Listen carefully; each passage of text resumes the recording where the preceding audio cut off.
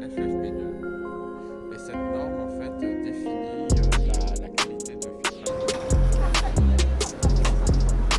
Il faut porter un masque uniquement quand on est malade et porteur du virus ou qu'on a été qu'on est en quatorzaine, comme on dit, c'est-à-dire qu'on est à risque d'avoir le virus, mais qui n'a pas été encore décelé.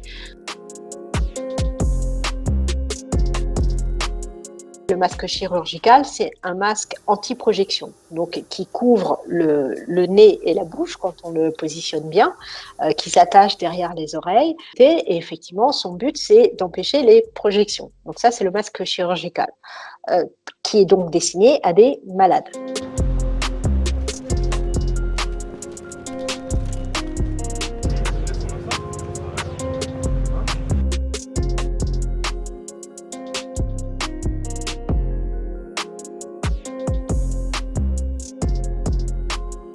Le masque FFP2, c'est un masque qui est hermétique, qui est beaucoup plus contraignant et qui, lui, effectivement, protège la personne qui le parle, qui le porte, mais qui, du coup, doit être réservé au personnel soignant qui est au plus proche des malades porteurs du coronavirus, c'est-à-dire les malades hospitalisés qui ont besoin de gestes techniques invasifs médicaux. Imaginez, vous portez un masque FFP2, donc le plus contraignant, pendant 3-4 heures quand vous êtes dehors. Et puis vous rentrez à la maison.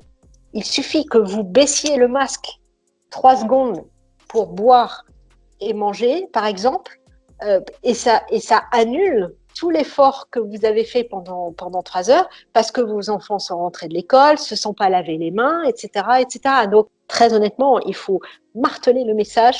Les masques ne servent à rien quand on n'est pas malade, ça ne protège pas et que ça ne sert à rien d'avoir ces masques.